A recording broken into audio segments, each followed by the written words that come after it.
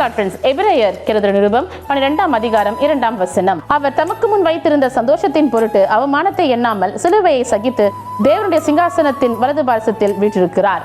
அவமானத்தை எண்ணாமல் சிலுவையை சகித்து தேவனுடைய வலது பாசத்தில் வீற்றிருக்கிற இயேசுவானவரை தான் நாம் எல்லாவற்றுக்கும் முன்மாதிரியாக வைக்க வேண்டும். இன்று அநேக விதமான எக்ஸாம்பிள்ஸை நாமளே செட் பண்ணிக்கிறோம்ல. அவர்களை போல் இருக்க வேண்டும், உலகத்தாரை போல் நாம் இருக்க வேண்டும், உலகத்தாரை போல் ட்ரெஸ் பண்ணணும், அல்லது அவர்கள் எப்படி முன்னேறி வந்திருக்காங்க என்று சொல்லி நம்ம உலகத்தாரோடு கூட சேர்ந்து தேவ பிள்ளைகளாகிய நாம், அவருடைய இயேசுவின் ரத்தத்தினாலே கழுவப்பட்ட தேவ பிள்ளைகளாகிய நாம் அவர்கள் உலகத்தாரோடு கூட நம்மை கம்பேர் பண்ணிக்கிறோம். நம்மளுடைய கம்பேரிசன் யாரோடு இருக்க வேண்டுமாம்? இயேசுவானவரோடு கூட இருக்க வேண்டும்.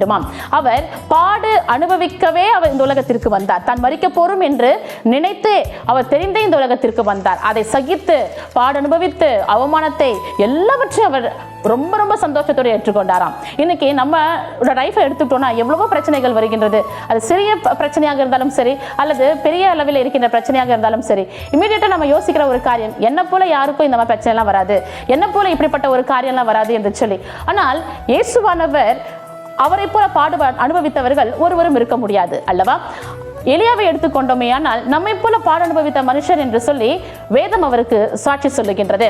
அவருடைய வாழ்க்கையில நாம் வேதத்தில் இருக்கின்ற ஒவ்வொருத்தருடைய வாழ்க்கையும் கூட சராசரியாக வாழ்ந்தவர்கள் தான். மோசே தேவனோடு கூட ஐக்கியப்பட்டிருந்த ஒரு வாழ்க்கையை பார்க்கின்றோம். ஏனோக்கு தேவனோடு கூட சஞ்சரித்துக் கொண்டிருக்கிறதை பார்க்கிறோம். இவர்கள் எல்லாருமே நாம யோசிக்கிறது போல இவர்கள் எல்லாம் மகான்கள் அல்லது இவங்கெல்லாம் ப்ராஃபட்ஸ், இவங்கெல்லாம் இப்படிலாம் இருந்திருக்காங்கன்னு நம்ம யோசிக்கிறோம். அல்ல, நம்மை போல பாடு அனுபவித்தவர்கள் என்று சொல்லி வேத வசனம் சொல்லுகின்றது.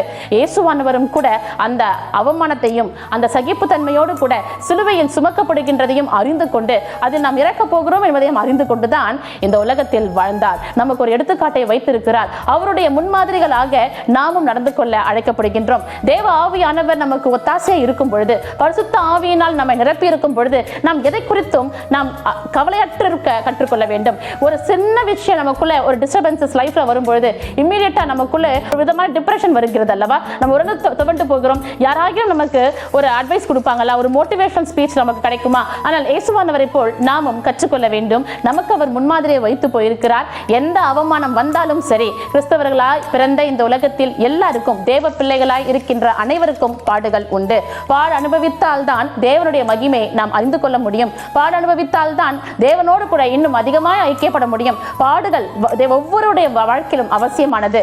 அதை நாம் எப்படி சகித்துக் கொள்கிறோம் என்பதுதான் இங்கு பொருட்டு. இயேசுவானவரை போல வாழ கற்றுக்கொள்வோம். அவர் உங்களுக்கு அவருடைய மாதிரியை வைத்திருக்கிறார். Have a blessed day. Praise be to God.